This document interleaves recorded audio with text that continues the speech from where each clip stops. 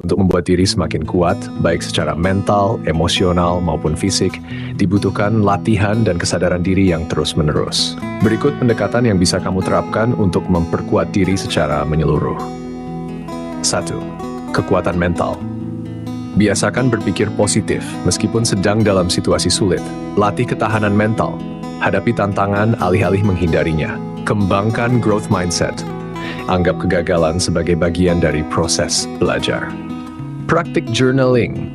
Tulis pikiran dan perasaanmu untuk mengelola emosi. 2. Kekuatan emosional. Kenali dan terima emosimu. Jangan ditekan. Latih empati dan pengendalian diri saat menghadapi konflik. Jaga hubungan sehat dengan orang-orang di sekitarmu. Cari bantuan profesional bila beban emosional terasa terlalu berat. Dia kekuatan spiritual jika relevan untukmu. Luangkan waktu untuk refleksi diri atau meditasi. Hubungkan tindakan dengan nilai-nilai pribadimu. Bersyukur atas hal-hal kecil setiap hari. 4. Kekuatan fisik. Rutin berolahraga meski hanya jalan cepat 20 menit. Tidur cukup dan berkualitas. Makan makanan bernutrisi, hindari konsumsi berlebihan.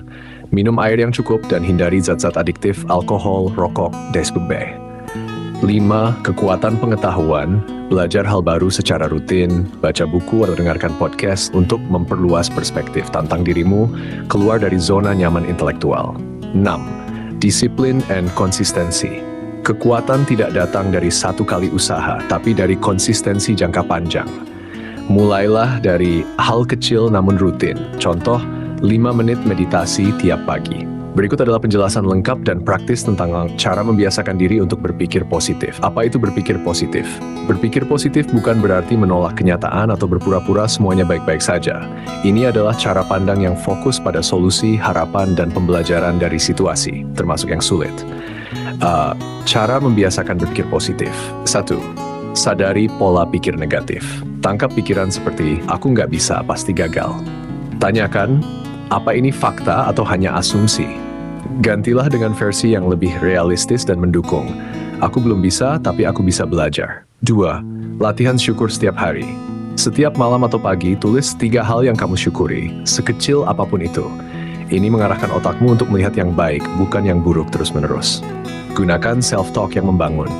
Perhatikan cara kamu bicara ke diri sendiri. Gantilah kritik keras dengan kalimat dukungan. Aku bodoh banget, aku bisa belajar dari ini dan aku berkembang. 4. Kelilingi diri dengan energi positif.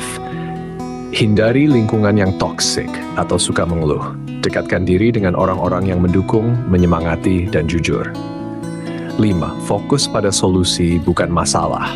Saat ada masalah, jangan larut dalam kesulitan. Tanya dirimu, apa yang bisa aku lakukan sekarang? Apa yang bisa aku pelajari dari ini? 6. Kurangi perbandingan dengan orang lain. Setiap orang punya waktunya sendiri. Bandingkan dirimu dengan versi dirimu yang kemarin, bukan orang lain. 7. Konsumsi konten positif. Baca buku, tonton video, atau dengarkan podcast yang memberi inspirasi, bukan yang menurunkan semangat. Dan konsisten. Otak butuh waktu untuk membentuk kebiasaan baru. Yang jangan kecewa kalau kadang masih terpikir negatif, proses itu wajar. Berikut penjelasan cara mengembangkan pertumbuhan diri secara menyeluruh, baik pola pikir, kemampuan, maupun kebiasaan hidup. Apa itu pertumbuhan diri? Pertumbuhan diri adalah proses sadar untuk menjadi lebih baik dari dirimu yang kemarin, baik dalam hal cara berpikir, kemampuan, emosi, maupun tindakan. Fokusnya adalah perbaikan berkelanjutan, bukan kesempurnaan. Cara mengembangkan pertumbuhan diri. 1. Gunakan growth mindset. Orang dengan growth mindset percaya bahwa kemampuan bisa dikembangkan lewat usaha dan belajar. Katakan pada dirimu, aku bisa belajar dari kegagalan. Aku belum bisa, tapi aku bisa berkembang. Hindari pemikiran, aku emang gak bisa dari sananya. 2. Tentukan tujuan yang jelas dan realistis. Bagi tujuan besar jadi langkah-langkah kecil. Contoh, tujuan mau jadi pribadi yang lebih tenang. Langkah kecil, meditasi 5 menit tiap pagi selama 1 minggu. 3. Keluar dari zona nyaman. Tantang dirimu dengan hal baru yang membuatmu berkembang. Contoh, coba public speaking meski gugup. Pelajari hal yang kamu takuti sebelumnya, misal coding, bahasa baru, dan 4. Evaluasi diri secara rutin. Tanyakan, apa yang sudah berkembang dalam diriku bulan ini? Apa yang bisa aku lakukan lebih baik? Kayak gunakan jurnal pribadi untuk mencatat proses dan perasaanmu. Belajar dari kegagalan, bukan lari. Lihat kegagalan sebagai guru. Analisis, apa yang bisa aku pelajari dari ini? Jangan biarkan rasa malu atau takut menghentikan prosesmu. Membangun kebiasaan positif secara konsisten. Pertumbuhan bukan soal niat, tapi kebiasaan kecil yang diulang. Mulai dari bangun pagi lebih disiplin, membaca 10 menit per hari, menulis jurnal atau evaluasi diri mingguan. Ke-7, cari mentor atau lingkungan yang mendorong. Berteman dengan orang yang juga tumbuh. Cari mentor atau komunitas yang bisa jadi cermin dan sumber inspirasi. Ke-8, sabar dan nikmati proses. Pertumbuhan bukan lomba, tapi perjalanan. Kamu tidak harus cepat, kamu hanya harus terus berjalan. Kalau kamu mau, aku bisa bantu buatkan rencana pertumbuhan pribadi. 30 hari yang sesuai dengan tujuanmu sekarang. Misal ingin lebih disiplin, lebih percaya diri, atau lebih produktif.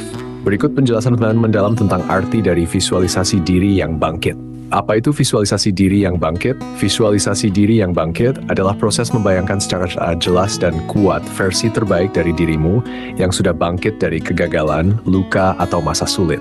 Ini adalah cara mental untuk menghidupkan harapan, menguatkan identitas baru, dan memotivasi tindakan nyata. Versi melihat dalam pikiranmu, membayangkan sesuatu seolah nyata. Diri kamu sendiri, kepribadian, nilai, potensi yang bangkit, sudah pulih, sudah berdiri kembali, sudah berkembang dari luka atau kegagalan. Jadi, membayangkan dirimu yang telah melewati masa sulit dan tumbuh menjadi lebih kuat, lebih bijak, lebih berani. Mengapa visualisasi ini penting? Otakmu tidak bisa bedakan sepenuhnya antara bayangan kuat dan kenyataan. Ini membantu menanamkan kepercayaan diri. Visualisasi ini memberi arah dan energi dalam proses pemulihan dan pertumbuhan. Membantu kamu meninggalkan identitas lama yang lemah dan mulai membangun versi baru yang lebih kuat. Cara melakukan visualisasi diri yang bangkit. 1. Tutup mata dan tenangkan diri. Cari tempat tenang, tarik napas dalam. 2. Bayangkan dirimu yang sudah bangkit. Seperti apa dirimu setelah bangkit? Bagaimana cara kamu berbicara, melangkah, berpikir? Apa yang kamu lakukan setiap hari? 3. Rasakan emosinya, rasakan kepercayaan dirinya, rasakan ketenangan, semangat, atau syukur dari versi dirimu itu. 4. Ulangi secara rutin, lakukan 5 menit setiap pagi atau sebelum tidur.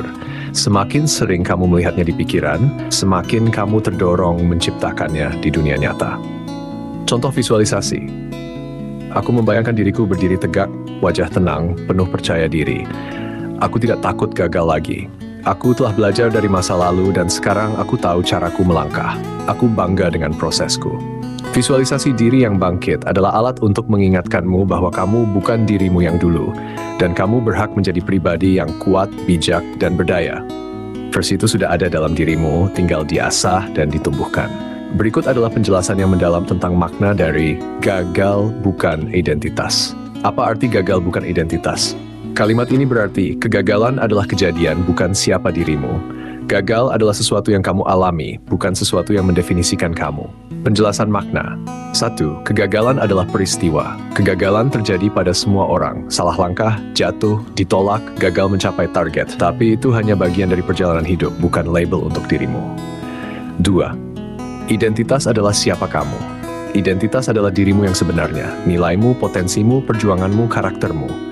Kamu tetap berharga dan layak meski pernah gagal berkali-kali. Contoh pemikiran yang keliru. Aku gagal, berarti aku orang yang payah. Aku ditolak, berarti aku nggak layak. Aku jatuh, berarti aku lemah. Ini adalah bentuk menyatu dengan kegagalan, menjadikan kegagalan sebagai identitas. Padahal itu hanya sebuah momen. Cara mengganti pola pikir ini. Katakan pada diri sendiri, aku mengalami kegagalan, tapi aku bukan orang gagal. Kegagalan ini adalah bagian dari proses belajarku. Aku sedang dalam perjalanan tumbuh, dan setiap orang pernah jatuh. Contoh nyata, Thomas Edison gagal ribuan kali sebelum berhasil menciptakan lampu. Tapi dia tak pernah berkata, aku gagal, dia bilang, aku hanya menemukan 10.000 cara yang tidak berhasil. Orang yang bangkit dari kegagalan biasanya bukan orang yang paling pintar, tapi yang paling bisa memisahkan kesalahan dari harga diri. Penutup, gagal adalah guru, identitasmu adalah pejuang. Ketika kamu percaya bahwa gagal bukan identitasnya, kamu akan lebih berani mencoba, lebih mudah bangkit, dan lebih cepat berkembang. Berikut adalah penjelasan tentang cara mengenali dan menerima emosi, yang merupakan langkah penting dalam membangun kekuatan emosional dan kesehatan mental. Apa arti kenali dan terima emosi? Mengakui dan menerima emosi artinya kamu tidak menyangkal, menolak, atau melarikan diri dari perasaanmu apapun bentuknya. Emosi seperti marah, sedih, kecewa, takmas, ataupun senang, semuanya valid dan manusiawi. Kuncinya adalah K, perasaan tidak perlu ditolak. Mereka hanya perlu didengar. Mengapa ini penting? Emosi yang tidak diakui bisa meledak, menumpuk, atau membuatmu sulit memahami diri sendiri. Menerima emosi membuatmu lebih tenang, sadar, dan mampu merespons dengan bijak, bukan bereaksi impulsif. Cara mengenali dan menerima emosi. 1. Tenangkan diri saat emosi muncul. Jangan langsung bereaksi. Tarik napas perlahan 3-5 kali untuk memberi ruang jeda antara emosi dan tindakan. Tanyakan, apa yang aku rasakan sekarang?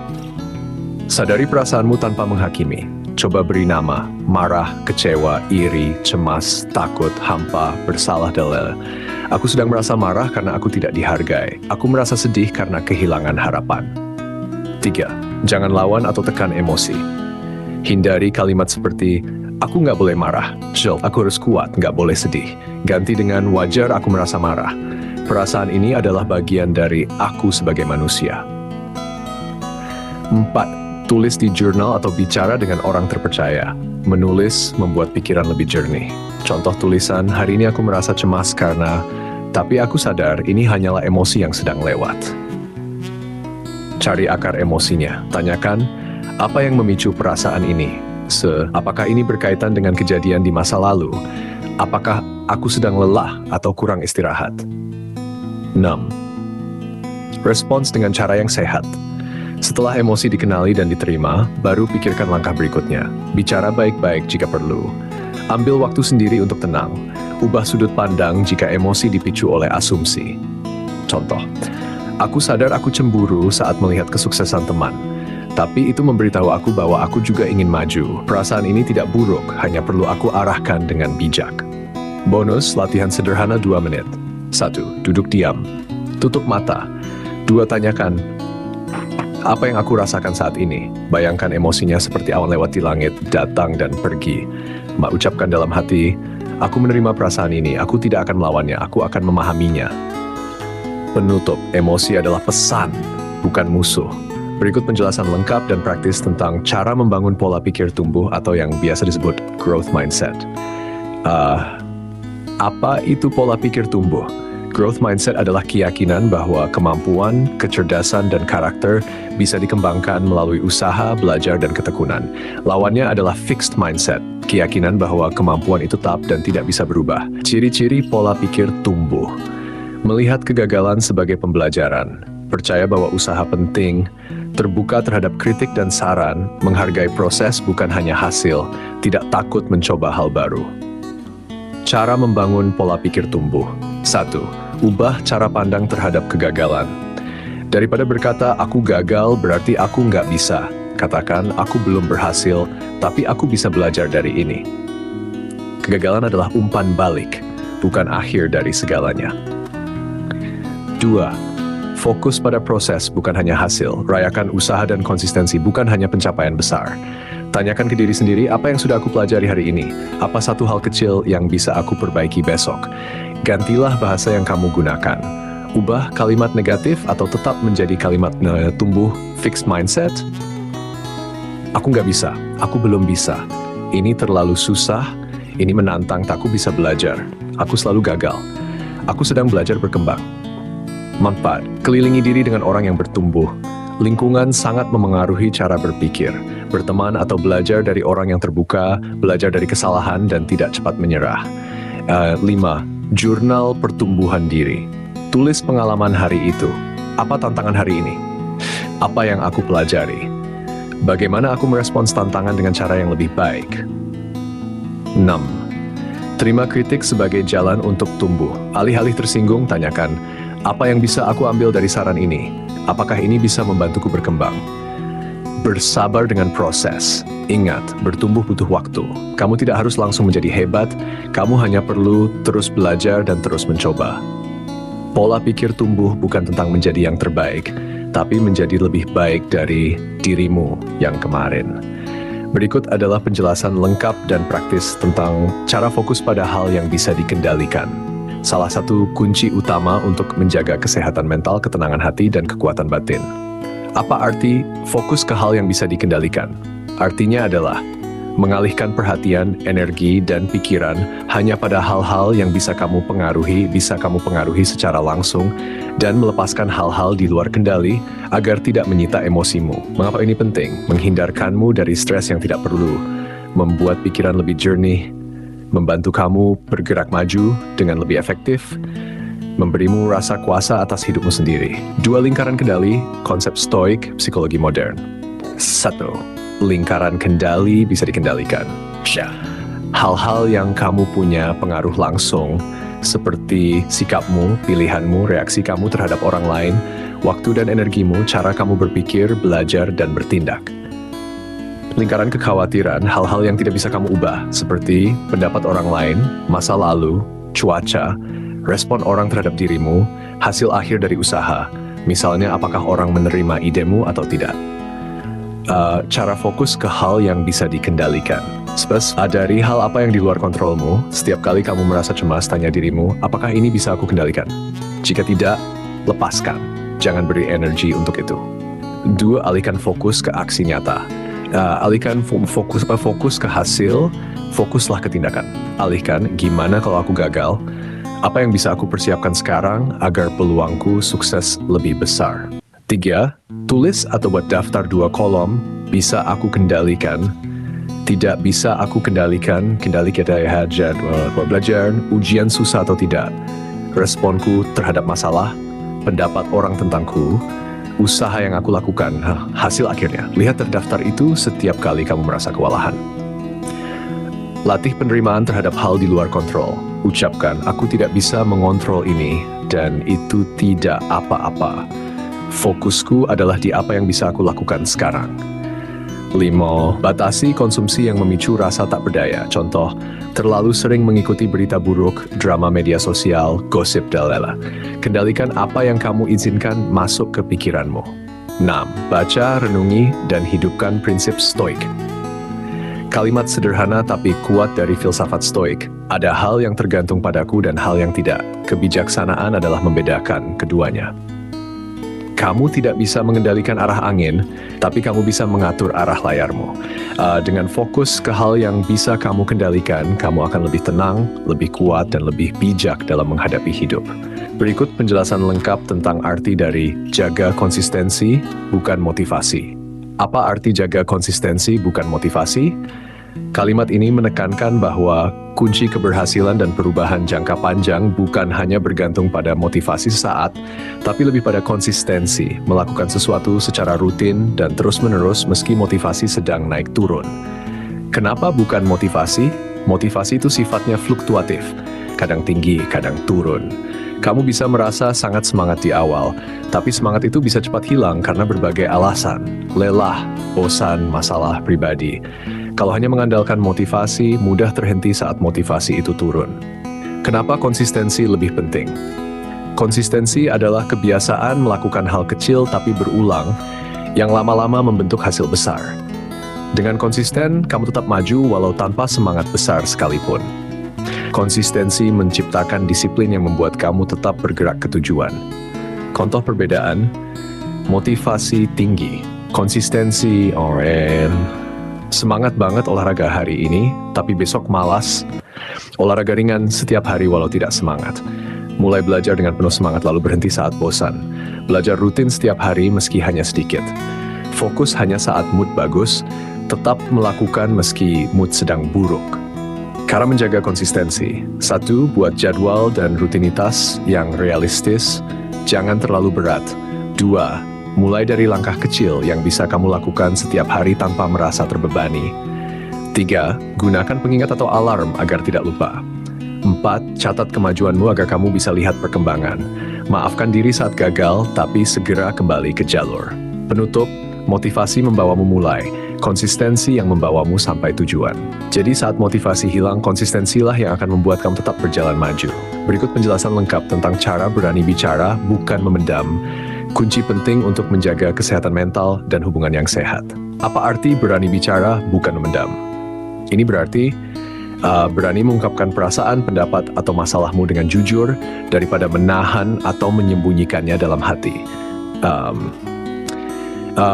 Kenapa berani bicara itu penting? Perasaan bisa menimbulkan stres, kecemasan, atau rasa sakit hati yang berkepanjangan. Mengungkapkan isi hati secara sehat membantu kamu merasa lega dan didengar, membantu memperjelas masalah dan mencari solusi bersama, memperkuat hubungan dengan orang lain karena adanya komunikasi yang terbuka. Cara berani bicara bukan memendam. Kenali perasaan dan kebutuhanmu. Sebelum bicara, sadari apa yang sebenarnya kamu rasakan dan apa yang kamu inginkan dari pembicaraan tersebut. 2. Pilih waktu dan tempat yang tepat. Cari suasana yang nyaman dan tidak terburu-buru supaya pembicaraan lebih fokus dan efektif. Gunakan bahasa aku. Fokus pada perasaanmu agar lawan bicara tidak merasa disalahkan. Misalnya, aku merasa sedih ketika. Aku butuh dukungan saat. 4. Berlatih mendengar dan menghargai balasan. Komunikasi adalah dua arah. Dengarkan juga tanggapan lawan bicaramu dengan terbuka. 5. Mulai dari hal kecil. Latih diri untuk mulai berbicara hal-hal sederhana agar lebih percaya diri sebelum membahas hal yang lebih berat. Kelola ketakutan atau rasa malu. Sadari bahwa takut atau malu itu wajar, tapi jangan biarkan hal itu menghambat kamu untuk jujur pada diri sendiri dan orang lain. Penutup, memendam adalah beban yang tak terlihat. Berbicara adalah langkah menuju kebebasan. Berikut penjelasan lengkap tentang cara melatih diri lewat tantangan kecil, sebuah metode efektif untuk tumbuh dan memperkuat mental secara bertahap. Apa arti latih diri lewat tantangan kecil? Ini berarti menghadapi dan mengatasi tantangan yang tidak terlalu besar, tapi konsisten, supaya kemampuan, keberanian, dan ketahanan dirimu berkembang secara bertahap. Mengapa tantangan kecil penting? Tantangan besar sering bikin takut dan mudah bikin putus asa. Tantangan kecil lebih realistis dan memungkinkan kamu belajar tanpa tekanan berlebihan. Jika dilakukan rutin, tantangan kecil bisa membangun kebiasaan positif dan meningkatkan kepercayaan diri. Cara latih diri lewat tantangan kecil. Identifikasi tantangan yang sesuai. Pilih hal yang sedikit di luar zona nyamanmu, tapi masih bisa kamu tangani. Contoh, berbicara dengan orang baru, bangun pagi 10 menit lebih awal, coba tugas baru di kerjaan. 2. Tetapkan target realistis dan terukur. Buat tujuan kecil dan jelas. Misalnya, hari ini aku akan mengucapkan halo ke satu orang baru. Aku akan menulis 3 kalimat jurnal per hari. Lakukan secara konsisten.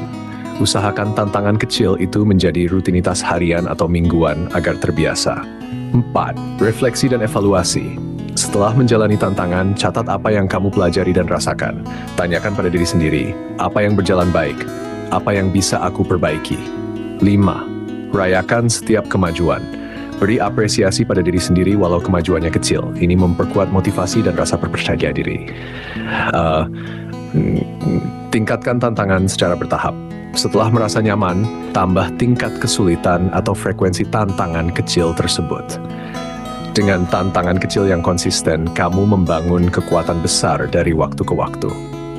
Berikut penjelasan lengkap tentang cara melatih diri lewat tantangan kecil, sebuah metode efektif untuk tumbuh dan memperkuat mental secara bertahap. Apa arti latih diri lewat tantangan kecil? Ini berarti menghadapi dan mengatasi tantangan yang tidak terlalu besar, tapi konsisten, supaya kemampuan, keberanian, dan ketahanan dirimu berkembang secara bertahap. Mengapa tantangan kecil penting? Tantangan besar sering bikin takut dan mudah bikin putus asa. Tantangan kecil lebih realistis dan memungkinkan kamu belajar tanpa tekanan berlebihan.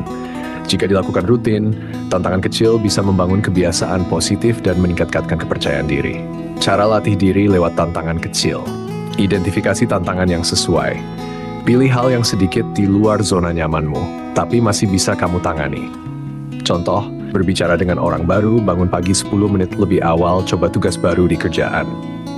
2. Tetapkan target realistis dan terukur. Buat tujuan kecil dan jelas. Misalnya, hari ini aku akan mengucapkan halo ke satu orang baru. Aku akan menulis 3 kalimat jurnal per hari. Lakukan secara konsisten. Usahakan tantangan kecil itu menjadi rutinitas harian atau mingguan agar terbiasa. 4. Refleksi dan evaluasi. Setelah menjalani tantangan, catat apa yang kamu pelajari dan rasakan. Tanyakan pada diri sendiri, apa yang berjalan baik? Apa yang bisa aku perbaiki? 5. Rayakan setiap kemajuan. Beri apresiasi pada diri sendiri walau kemajuannya kecil. Ini memperkuat motivasi dan rasa percaya diri. Tingkatkan tantangan secara bertahap. Setelah merasa nyaman, tambah tingkat kesulitan atau frekuensi tantangan kecil tersebut. Dengan tantangan kecil yang konsisten, kamu membangun kekuatan besar dari waktu ke waktu. Berikut penjelasan lengkap tentang cara melihat proses, bukan hanya hasil. Kunci penting untuk menjaga motivasi dan pertumbuhan yang sehat. Apa arti lihat proses, bukan hanya hasil? Artinya adalah fokus pada perjalanan belajar, usaha, dan perkembangan yang kamu lakukan, bukan hanya pada hasil akhir atau pencapaian saja. Kenapa harus fokus pada proses? Hasil bisa saja tidak sesuai harapan karena banyak faktor di luar kontrol. Proses adalah tempat kamu belajar, tumbuh, dan membangun kebiasaan positif. Dengan fokus pada proses, kamu akan lebih sabar dan konsisten. Proses yang baik akan membawa hasil yang berkelanjutan. Catat setiap kemajuan kecil, tuliskan apa saja yang sudah kamu kerjakan dan pelajari setiap hari atau minggu. 2. Tetapkan tujuan harian atau mingguan. Fokus pada tugas dan usaha yang bisa kamu kontrol sekarang, bukan hanya target besar. 3. Berikan apresiasi pada usaha, bukan hanya hasil. Misalnya, rayakan kalau kamu sudah rajin belajar, berolahraga, atau berlatih walaupun belum mendapat nilai sempurna atau pencapaian besar. 4. Refleksi rutin, evaluasi apa yang sudah berjalan dengan baik dan apa yang bisa diperbaiki tanpa menghakimi diri sendiri. 5. Ingatkan dirimu, perjalanan ini adalah bagian dari kesuksesan.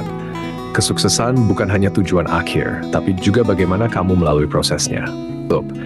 Hasil adalah tujuan, proses adalah perjalanan. Nikmati perjalananmu karena di sanalah pertumbuhan sejati terjadi. Berikut penjelasan lengkap tentang cara menghadapi tantangan, jangan menghindar. Sikap penting untuk berkembang dan menjadi lebih kuat. Apa arti hadapi tantangan, jangan menghindar? Ini berarti berani menerima dan mengatasi masalah atau kesulitan yang datang, bukan melarikan diri atau menunda-nunda menghadapi masalah tersebut. Kenapa harus hadapi tantangan? Menghindar membuat masalah menumpuk dan seringkali membesar. Tantangan adalah kesempatan untuk belajar dan berkembang. Setiap kali kamu menghadapi tantangan, kamu membangun keberanian dan ketahanan mental. Menghadapi tantangan membantu kamu menemukan solusi dan membuka jalan baru. Cara hadapi tantangan dengan baik. 1. Ubah pola pikir tentang tantangan. Anggap tantangan sebagai peluang belajar, bukan sebagai hal yang menakutkan. 2. Identifikasi masalah dengan jelas. Tuliskan apa tantangan yang sedang kamu hadapi. Pecah menjadi bagian-bagian kecil agar terasa lebih mudah diatasi. 3. Buat rencana aksi. Tentukan langkah konkret untuk menghadapi setiap bagian tantangan. Fokus pada apa yang bisa kamu lakukan sekarang. 4. Minta dukungan. Jangan takut untuk mencari bantuan dari teman, keluarga, atau mentor. Berbagi masalah bisa meringankan beban dan memberi perspektif baru. Kelola emosi. Saat menghadapi tantangan, kendalikan stres dan kecemasan dengan teknik pernapasan, meditasi, atau olahraga ringan. Evaluasi dan adaptasi. Setelah mencoba, evaluasi hasilnya. Jika perlu, ubah strategi dan coba lagi. Penutup, tantangan bukan untuk dihindari, tapi untuk dihadapi agar kita bisa tumbuh dan menjadi lebih kuat. Berikut penjelasan lengkap tentang cara melakukan refleksi diri secara teratur. Langkah penting untuk pertumbuhan pribadi dan pengembangan diri. Apa arti refleksi diri secara teratur? Refleksi diri adalah meluangkan waktu secara rutin untuk melihat kembali pikiran, perasaan, dan tindakanmu, serta mengevaluasi apa yang sudah berjalan dengan baik dan apa yang perlu diperbaiki. Mengapa penting melakukan refleksi diri? Membantumu lebih mengenal diri sendiri, memperbaiki kebiasaan dan pola pikir negatif, membuka wawasan baru dan solusi atas masalah, menjaga arah tujuan tetap jelas dan fokus. Cara melakukan refleksi diri secara teratur. Jadwalkan waktu khusus. Sisihkan waktu setiap hari atau minggu untuk refleksi. Misalnya, 10-15 menit sebelum tidur. 2. Gunakan jurnal atau catatan. Tuliskan perasaan, pengalaman, dan hal yang kamu pelajari. Bisa juga berupa pertanyaan reflektif seperti, Apa hal terbaik yang aku lakukan hari ini? Apa yang bisa aku perbaiki? Berfokus pada pertanyaan penting. Apa yang aku pelajari hari ini? Apa yang membuatku bahagia atau stres? Apakah aku sudah mendekati tujuan? Apa yang bisa aku lakukan berbeda besok? Lakukan dengan jujur dan terbuka. Jangan menghakimi diri sendiri secara keras. Terima kekurangan dan kesalahan sebagai bagian dari proses belajar. Gunakan hasil refleksi untuk bertindak. Buat rencana perbaikan atau penyesuaian berdasarkan hasil refleksi. Refleksi adalah cermin jiwa yang membantu kita melihat ke dalam dan melangkah lebih bijak ke depan. Berikut penjelasan lengkap tentang arti dari kelilingi diri dengan orang yang juga bertumbuh. Apa arti kelilingi diri dengan orang yang juga bertumbuh? Kalimat ini berarti memilih untuk bergaul dan dekat dengan orang-orang yang memiliki semangat belajar, berkembang, dan memperbaiki diri, bukan yang hanya berdiam atau negatif. Kenapa ini penting? Lingkungan dan orang-orang sekitar sangat memengaruhi cara berpikir dan perilaku kita. Bersama orang yang positif dan bersemangat tumbuh, kamu akan lebih termotivasi dan terinspirasi. Orang yang juga bertumbuh cenderung mendukung dan memberikan energi positif, bukan menjatuhkan. Kamu belajar lebih banyak dan terbuka terhadap perubahan dengan teman-teman yang progresif. Manfaat kelilingi diri dengan orang yang bertumbuh. Motivasi berkelanjutan karena kamu saling mendukung. Wawasan baru dari pengalaman dan pengetahuan mereka, lingkungan yang sehat secara mental dan emosional, kesempatan kolaborasi dan perkembangan bersama. Berikut penjelasan lengkap tentang cara memisahkan mana yang bisa dan tidak bisa kamu kontrol. Kunci penting agar fokus dan energi kamu tidak terbuang sia-sia. Apa arti pisahkan mana yang bisa dan tidak bisa kamu kontrol? Artinya, membedakan antara hal-hal yang kamu punya kendali langsung, bisa kamu pengaruhi, dan hal-hal yang berada di luar kemampuan atau pengaruhmu. Kenapa ini penting?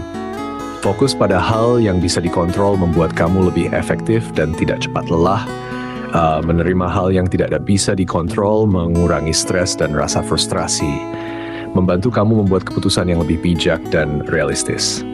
AFK, cara memisahkan mana yang bisa dan tidak bisa kamu kontrol. Tuliskan semua masalah atau situasi yang sedang kamu hadapi. Buat daftar, supaya kamu punya gambaran lengkap. 2. Tandai hal yang bisa kamu kontrol. Contohnya sikapmu, usaha yang kamu lakukan, waktu yang kamu alokasikan, bagaimana kamu merespon masalah. 3. Tandai hal yang tidak bisa kamu kontrol. Contohnya dapat orang lain, cuaca, keputusan orang lain, masa lalu, situasi ekonomi global. Fokuskan energi dan waktumu pada hal yang bisa kamu kontrol. Buat rencana dan tindakan nyata untuk memperbaiki atau menghadapi hal-hal yang kamu kontrol. Latih penerimaan pada hal yang tidak bisa kamu kontrol. Terima bahwa ada hal-hal di luar kendali kamu dan lepaskan kekhawatiran berlebihan. Review dan sesuaikan secara berkala. Situasi bisa berubah, jadi cek kembali daftar dan sesuaikan fokusmu. Penutup, fokus pada apa yang bisa kamu ubah dan lepaskan yang tidak bisa kamu kendalikan. Berikut penjelasan lengkap tentang cara memisahkan mana yang bisa dan tidak bisa kamu kontrol. Kunci penting agar fokus dan energi kamu tidak terbuang sia-sia. Apa arti pisahkan mana yang bisa dan tidak bisa kamu kontrol? Artinya, membedakan antara hal-hal yang kamu punya kendali langsung, bisa kamu pengaruhi, dan hal-hal yang berada di luar kemampuan atau pengaruhmu. Kenapa ini penting? Fokus pada hal yang bisa dikontrol membuat kamu lebih efektif dan tidak cepat lelah. Menerima hal yang tidak bisa dikontrol mengurangi stres dan rasa frustrasi. Membantu kamu membuat keputusan yang lebih bijak dan realistis. AFK, cara memisahkan mana yang bisa dan tidak bisa kamu kontrol. Tuliskan semua masalah atau situasi yang sedang kamu hadapi. Buat daftar, supaya kamu punya gambaran lengkap. 2. Tandai hal yang bisa kamu kontrol. Contohnya sikapmu, usaha yang kamu lakukan, waktu yang kamu alokasikan, bagaimana kamu merespon masalah. 3. Tandai hal yang tidak bisa kamu kontrol. Contohnya dapat orang lain, cuaca, keputusan orang lain, masa lalu, situasi ekonomi global. Fokuskan energi dan waktumu pada hal yang bisa kamu kontrol. Buat rencana dan tindakan nyata untuk memperbaiki atau menghadapi hal-hal yang kamu kontrol. Latih penerimaan pada hal yang tidak bisa kamu kontrol. Terima bahwa ada hal-hal di luar kendali kamu dan lepaskan kekhawatiran berlebihan. Review dan sesuaikan secara berkala. Situasi bisa berubah, jadi cek kembali daftar dan sesuaikan fokusmu. Penutup, fokus pada apa yang bisa kamu ubah dan lepaskan yang tidak bisa kamu kendalikan. Berikut penjelasan lengkap tentang cara melatih diri untuk bertanggung jawab atas diri sendiri. Langkah penting untuk menjadi pribadi yang mandiri dan dewasa. Apa arti bertanggung jawab atas diri sendiri? Bertanggung jawab atas diri sendiri berarti menerima dan mengelola konsekuensi dari pilihan, tindakan, dan keputusanmu tanpa menyalahkan orang lain. Mengapa penting melatih tanggung jawab diri?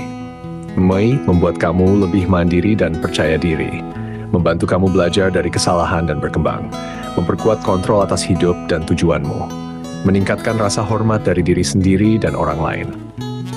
Cara melatih diri untuk bertanggung jawab. Sadari dan terima pilihanmu. Pahami bahwa setiap tindakan adalah hasil pilihanmu sendiri.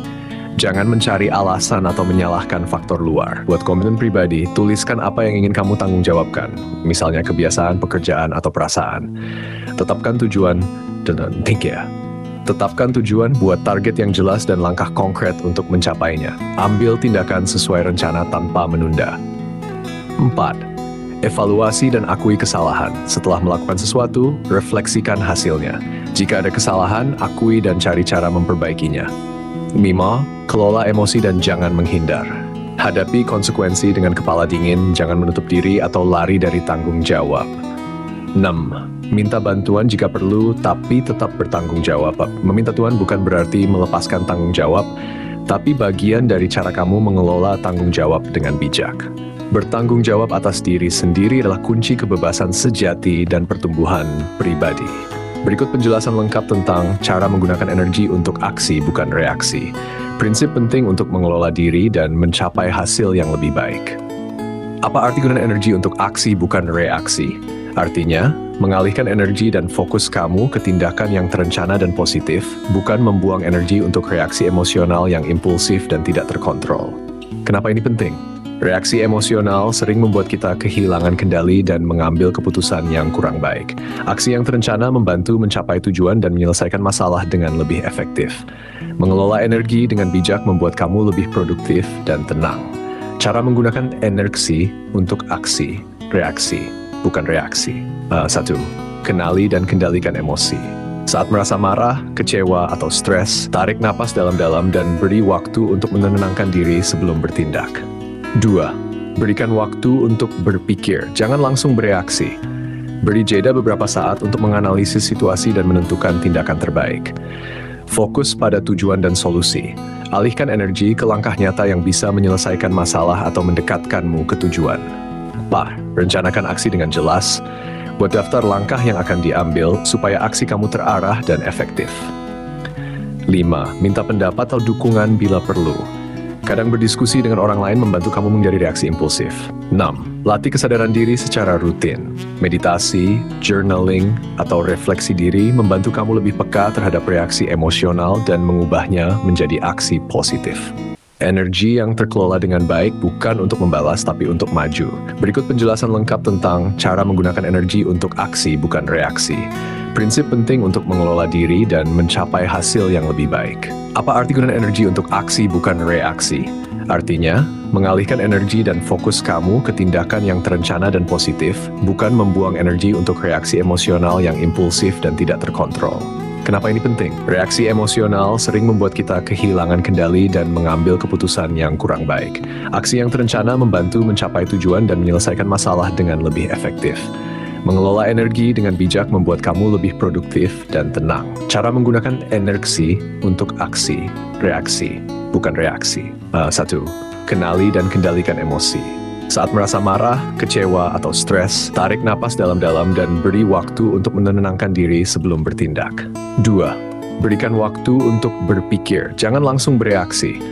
Beri jeda beberapa saat untuk menganalisis situasi dan menentukan tindakan terbaik. Fokus pada tujuan dan solusi. Alihkan energi ke langkah nyata yang bisa menyelesaikan masalah atau mendekatkanmu ke tujuan. 4. Rencanakan aksi dengan jelas. Buat daftar langkah yang akan diambil supaya aksi kamu terarah dan efektif. 5. Minta pendapat atau dukungan bila perlu.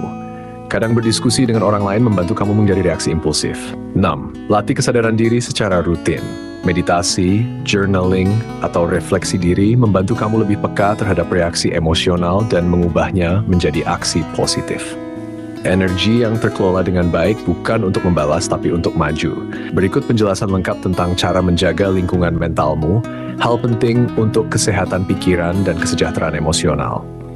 Apa arti jaga lingkungan mentalmu? Artinya, merawat dan melindungi kondisi pikiran dan perasaanmu agar tetap positif, sehat, dan kuat dari pengaruh negatif baik dari dalam diri maupun lingkungan sekitar. Kenapa menjaga lingkungan mental itu penting? Lingkungan mental yang sehat membuat kamu lebih tahan stres dan lebih bahagia. Pikiran yang positif membantu mengambil keputusan yang bijak dan meningkatkan produktivitas. Melindungi diri dari pengaruh negatif, mencegah perasaan cemas, depresi, atau kelelahan mental. Cara menjaga lingkungan mentalmu. Kelola pikiran negatif. Sadari saat pikiran negatif muncul, lalu coba ganti dengan pikiran yang lebih realistis dan positif. Pilih lingkungan sosial yang mendukung. Kelilingi diri dengan orang-orang yang positif, suportif, dan menginspirasi. 3. Batasi paparan informasi negatif. Kurangi waktu untuk media sosial, berita, atau obrolan yang bikin stres atau khawatir berlebihan. 4. Lakukan aktivitas yang menyenangkan dan menenangkan. Hobi, meditasi, olahraga, atau jalan-jalan di alam bisa membantu pikiran rileks. 5. Menjaga kualitas tidur dan pola hidup sehat. Tidur cukup dan pola makan sehat sangat berpengaruh pada kesehatan mental. 6. Luangkan waktu untuk refleksi dan self-care. Sisihkan waktu untuk mengecek kondisi mental dan memenuhi kebutuhan emosionalmu. Penutup. Lingkungan mental yang sehat adalah pondasi untuk hidup yang seimbang dan bahagia. Berikut penjelasan lengkap tentang cara melatih kesadaran lewat perhatian, sebuah teknik penting untuk meningkatkan fokus dan ketenangan pikiran. Apa arti latih kesadaran lewat perhatian? Artinya, mengasah kemampuan untuk hadir sepenuhnya pada momen sekarang dengan memperhatikan apa yang terjadi tanpa menghakimi atau terganggu oleh pikiran lain. Kenapa penting melatih kesadaran lewat perhatian? Membantu kamu fokus pada hal yang penting, mengurangi stres dan kecemasan, meningkatkan kualitas pengambilan keputusan, membuat kamu lebih peka terhadap diri sendiri dan lingkungan sekitar. Cara melatih kesadaran lewat perhatian. 1. Mulai dengan pernapasan. Fokuskan perhatian pada napasmu. Rasakan udara masuk dan keluar. Bila pikiran mengembara, perlahan kembalikan fokus ke napas. 2. Perhatikan lingkungan sekitar. Amati dengan seksama apa yang kamu lihat, dengar, atau rasakan tanpa menghakimi. Misalnya, dengarkan suara burung, rasakan angin, atau perhatikan warna dan bentuk di sekitarmu. 3. Praktikkan mindfulness dalam aktivitas sehari-hari. Saat makan, fokus pada rasa, tekstur, dan aroma makanan. Saat berjalan, rasakan langkah kakimu dan kontak dengan tanah. 4. Luangkan waktu singkat setiap hari untuk latihan. Mulailah dengan 5-10 menit setiap hari dan tingkatkan durasinya secara bertahap. 5. Terima apa yang ingat. Terima apa yang terjadi dan jangan menilai pikiran atau perasaan yang muncul sebagai baik atau buruk. Cukup amati saja. Penutup. Kesadaran melalui perhatian membantu kita hidup lebih penuh dan damai dalam setiap momen. Berikut penjelasan lengkap tentang cara menentukan proses yang bisa diukur, langkah penting agar kamu bisa memantau kemajuan dengan jelas dan objektif. Apa arti tentukan proses yang bisa diukur? Artinya, menetapkan langkah-langkah atau tindakan dalam perjalanan menuju tujuan yang dapat diukur secara konkret dan jelas, sehingga kamu bisa menilai sejauh mana kemajuan sudah dicapai. Kenapa penting menentukan proses yang bisa diukur? Membantu kamu melihat perkembangan secara nyata, bukan hanya berdasarkan perasaan. Mempermudah evaluasi dan perbaikan strategi, meningkatkan motivasi karena ada indikator kemajuan yang jelas, menghindari kebingungan dan stagnasi. Cara menentukan proses yang bisa diukur. 1. Jelaskan tujuan dengan spesifik. Pastikan tujuan yang ingin dicapai jelas dan terukur. Misal, belajar bahasa Inggris selama 30 menit setiap hari. Identifikasi langkah-langkah kecil, pecah tujuan besar, menjadi aktivitas-aktivitas yang bisa dilakukan secara rutin dan terukur. Misal, menyelesaikan 10 soal latihan setiap hari. 3. Tentukan indikator ukuran. Pilih ukuran kuantitatif, jumlah waktu, frekuensi, atau kualitatif yang bisa diamati. Misal, kemampuan memahami teks. Buat jadwal pengukuran, tentukan kapan dan bagaimana kamu akan mengukur progres harian, mingguan, bulanan. Evaluasi dan sesuaikan. Setelah pengukuran, cek apakah proses sudah efektif dan sesuaikan jika perlu. Penutup. Apa yang bisa diukur, bisa diperbaiki. Berikut penjelasan lengkap tentang cara menjaga kesehatan mental. Hal penting untuk kualitas hidup dan kebahagiaanmu. Apa arti menjaga kesehatan mental? Menjaga kesehatan mental berarti merawat kondisi pikiran dan emosi agar tetap seimbang, kuat, dan mampu menghadapi stres serta tantangan hidup dengan baik.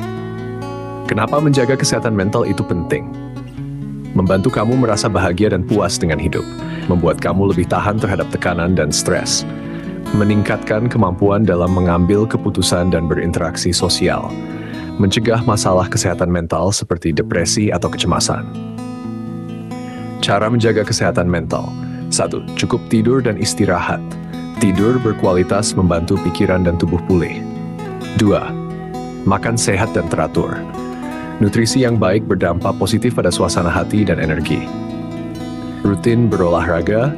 Olahraga melepaskan hormon endorfin yang meningkatkan mood. 4. Kelola stres dengan teknik relaksasi. Meditasi, pernapasan dalam, atau yoga dapat membantu menenangkan pikiran. 5. Jaga hubungan sosial positif.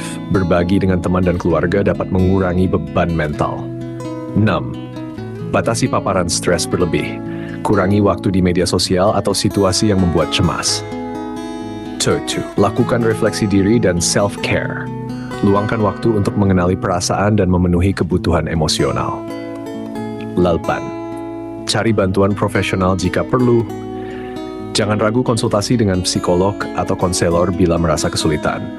Penutup, kesehatan mental adalah fondasi bagi kebahagiaan dan kualitas hidup yang baik. Berikut penjelasan lengkap tentang cara mendorong kamu naik level. Artinya meningkatkan kemampuan, kualitas diri, dan pencapaian dalam hidup. Apa arti mendorong kamu naik level?